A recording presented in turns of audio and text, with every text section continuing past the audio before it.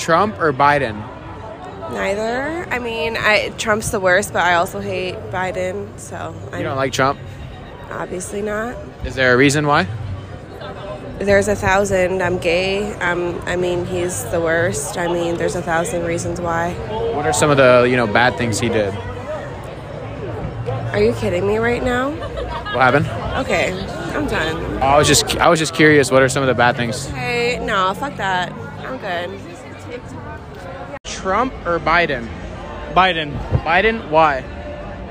Because Trump. Why? I'm a Mexican. What does it have to do with not liking Trump? Because I don't want to go over the wall. So are you here legally or illegally? Legally. So then you have nothing to worry about. White people. We're going to expose Trump for being racist, starting with his picture of him with his ex, Carol Young. Racist.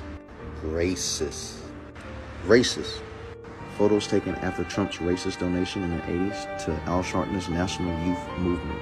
Hell, Trump was so racist that Jesse Jackson had to make a video committed to his racism in the 90s. Racist. All right, guys, so we got to talk about former President Donald Trump because we know that they don't call Trump Teflon Don for no reason, okay? It seems like it doesn't matter what comes at the guy. He seems to be bulletproof in regards to his support, okay? The latest smear against Trump has to do with this deposition video that came out in relation to Me Too allegations that he received from writer E. Jean Carroll, which she claims that, again, Trump Me Too'd her back in the 90s. And there was video from the deposition trial in which Trump is saying the most Trump thing ever by telling the interviewer that he would not smash one of the accusers because he has multiple accusers. He was saying that he wouldn't smash one of the people that accused him before in the past, another woman. And he also said that he wouldn't smash the interviewer that was asking him the questions at the time of this interview either. Absolutely hilarious, classic Trump. Take a look. When you said in that video that Ms. Leeds would not be your first choice, you were referring to her physical looks, correct? Just the overall. I look at her, I see her, I hear what she says, whatever. You wouldn't be a choice of mine either, to be honest with you. I hope you're not insulted. I would not, under any circumstances, have any interest in you. I'm honest when I say it. I would not have any interest in. That clip is an all-time hilarious clip. That is classic Trump, okay? Because that is one of the most polite ways I've ever heard a man tell a woman that, yeah, I wouldn't clap them cheeks, right? I wouldn't smash, right? I would pass, okay? I would have no interest in you. I'm sorry, right? I'm sorry. With all due respect, I would not clap, right? I would not. Yeah, so again, Trump, despite all the scandals, despite all of the hate and the backlash from the mainstream liberal media, okay, again, he's Teflon, man. He's just not really been affected that much. And there's a shock poll that has come out from ABC that is actually showing Trump crushing Joe Biden, hypothetically, in a 2024 rematch. And I want to talk about it because, again, the mainstream liberal media is shocked by this poll showing that, Trump's support is not really dying down, right? It's actually remaining steady while Biden's is steadily declining. Take a look. President Biden pushing back on questions about his age from Stephanie Ruhle as he bids for re-election. It's just one of the big challenges he faces now, more revealed by our brand new poll. Political director Rick Klein here to break it down. And Rick, this poll is just brutal for President Biden. Absolutely, George. And you talked earlier about that record low approval rating for President Biden. It's actually 6 points down just since February. And the skepticism over his leadership extends deep inside his own party. Only 36% of Democrats think that their party should nominate Joe Biden for a second term. 58% say they would support someone else or prefer someone else. That's despite the fact that the entire DNC and most of the Democratic establishment has rallied behind President President Biden. And you're seeing real weaknesses in the coalition that powered Joe Biden to the presidency back in 2020. Biden carried independents by 13 points against Donald Trump. He is now trailing Trump by 9 points among those same voters. He carried black voters by 75 points in 2020. Now he is up just 35. That may sound like a lot, but the fact of the matter is, in modern politics, that is not the kind of number that a Democrat needs to be victorious. And then, of course, that does spill over into the head-to-head matchup, the hypothetical rematch, Trump versus Biden. Right now, a 7-point edge in our poll from in Trump leading Biden. And in fact, it's an identical number with Ron DeSantis in a head-to-head that might happen next November. That tells us at this very early stage, George, that this race is shaping up a lot more about the incumbent president, Joe Biden, than it is about any of his challengers. And Rick, as I mentioned with Senator Langford, President Trump, at least right now, appears to be strengthening his hold on his front-runner status for the Republican nomination. Yeah, that's exactly right. We've seen Donald Trump's numbers go up in the last couple of months across a range of polls, and most of the other candidates either going down or staying around the same. Ron DeSantis at 20%. Of course, that is not even half Trump's total right now. Everyone else in the single digits. That includes our ABC News contributor, Chris Christie, who's considering a run of his own. He's at 1% in this poll. And when we ask people to focus in on the top candidates, to choose just among the top contenders, you actually see Trump's number go up a little bit. Ron DeSantis does as well, but still, he's nowhere near where Donald Trump is across the country. The other candidates, again, still in the mid or low single digits.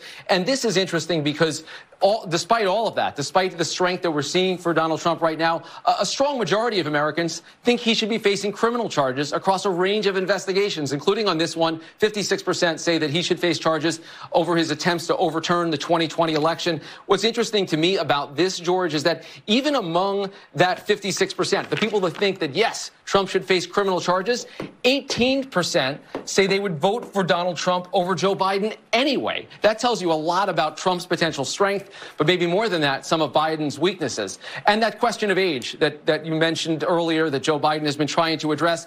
Donald Trump is less than 4 years younger than Joe Biden, but the concerns over Biden's age are much more significant. 68% of voters say they think that Joe Biden is too old for an additional term. Only 44% say the same about Donald Trump. Rick, I got to admit, I have a hard time wrapping my head around that. You've got 1 in 5 people who say they believe President Trump should face criminal charges, but they'd still vote for him? It is remarkable, and I do think once there's a matchup with an actual person, maybe that changes, but that just tells you about how much Trump is kind of baked into the political equation. Yeah, so clearly that's the last thing that the mainstream liberal media wanted to see, right? You got George Stephanopoulos sitting there like, damn, right? All these hit pieces we done against Trump, and people still want to vote for the man, even though they think he should face criminal charges, allegedly. Again, absolutely incredible stuff, right? But again, what you're seeing here is that, again, Biden is doing so bad that even Trump derangement syndrome can't make people come out here and justify supporting the regime any longer. Again, look at the economy. Look at inflation. Look at the border. Look at crime. Look at all the money we're sending to Ukraine. Look at the disasters that we had in foreign policy.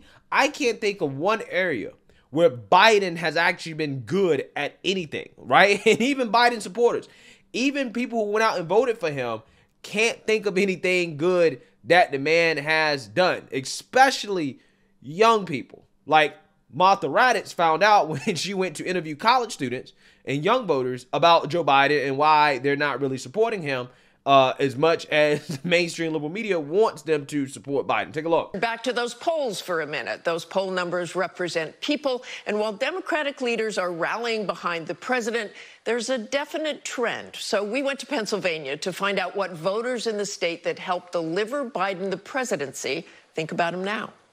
From the Pennsylvania state capitol in Harrisburg to historic Philadelphia and the suburbs, Democrats are divided on whether or not President Biden should be running again. You voted for Biden. I did. He announced this week. What was your reaction? Regret, disappointment, frustration. While it's very early in the race, that disappointment and frustration was expressed again and again by young voters we talked to. I think I would go for Biden, but obviously I would prefer a fresher candidate. He announced this week. Were you excited by that?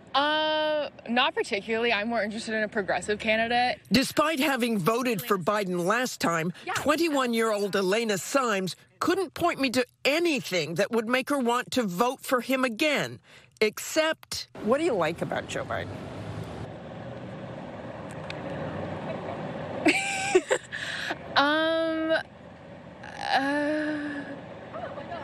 That he's not Trump.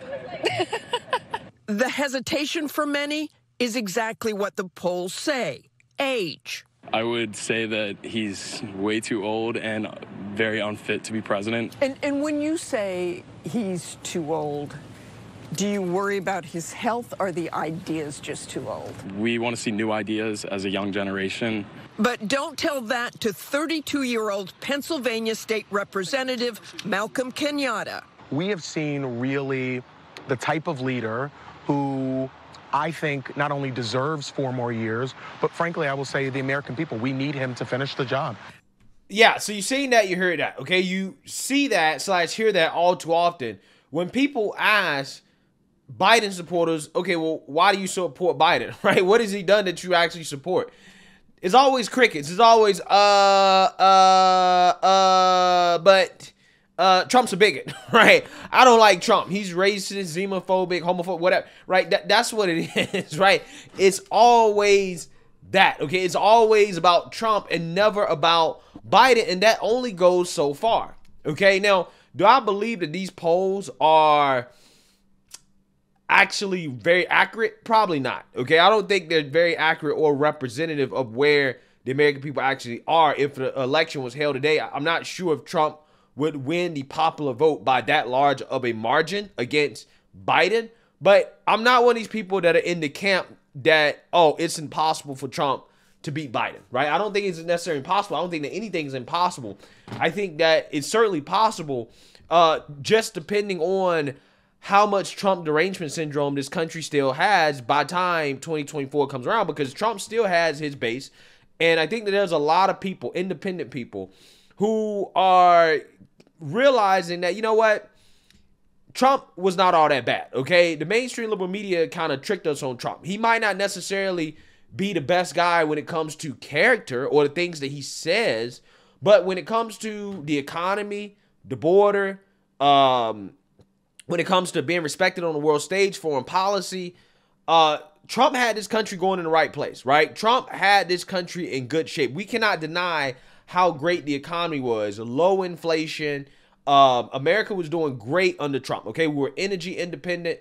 Trump was really unleashing the potential of the American economy under his administration, and you can't deny that. Like, those are just facts, okay? Trump had one of the greatest economies that we've seen in a long, long, long time, and people remember that. People know that, right?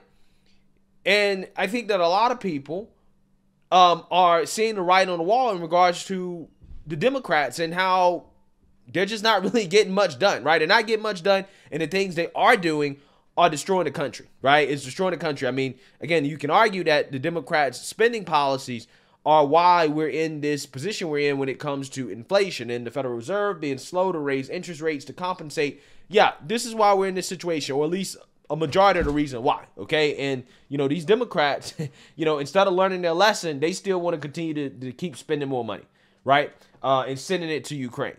So, you know, I think a lot of what 2024 is going to come down to, if Trump is the nominee, is, are there going to be enough people that are going to come out and vote against Trump because they hate him, despite the fact that they really don't like Biden either, and they actually see how terrible things are under Biden? Again, I guarantee if you press any one of these people that have Trump derangement syndrome in regards to how they're feeling about the economy, how they're feeling about their current state of life versus when Trump was in office, I guarantee you none of them can sit here and say with a straight face that it's better now than it was under Trump. They can't. They can't deny the reality, right? And when you see reality and people start to realize, okay, this country's heading in the wrong direction on the Democrats, that's how you get these types of polls, right? Even though I think this is an outlier poll, that is how you get these polls showing, you know, Trump and basically the second leading Republican as well, too, DeSantis, blowing out Biden because Biden has just been that bad, right? He's been that bad. I can't think of anything that Biden has been good at except ruining the country. I'm just saying. I'm not super surprised by the poll, but I think it does indicate that Trump has a chance. There's a lot of people that are saying Trump has no chance. He has no chance. I don't believe that. I think anything is possible. I think Trump showed us back in 2015, 2016 that anything is possible. And, we'll just have to wait and see. But again, Trump has all the momentum going to his court. It'll be interesting to see the response to his CNN town hall. The mainstream liberal media is freaking out about that because the liberal media is giving Trump a mainstream platform, right? Because nobody's watching them anymore. Again, it's just funny because things are shaping up in Trump's favor. Where I think that he does have a decent shot at taking back the presidency in 2024. But I will say there is one issue that scares me a lot that I think is the Achilles heel of the Republican Party, and that issue is abortion, because we saw during the midterms how Democrats, specifically young thoughts, came out in droves to vote to protect their right to abortion, okay? And we've seen how they may not necessarily like Democrat candidates, right, or agree with their policies, but that is a single issue that young women will vote on. Like college students will line up and vote to protect their right to abortion. And it doesn't matter what Democrat they're choosing and all their other policies, they will line up to protect that right. So that's an issue that Republicans really going to have to figure out how to deal with. But if you take that issue out of it, I think that Trump or any Republican really has a very good chance of beating Biden, because his support is definitely declining. It is declining exponentially. One of the worst presidents in the history of this country. Let me know what you guys think. Make sure you like, comment, and subscribe. Most importantly, share a Black conservative perspective. Peace.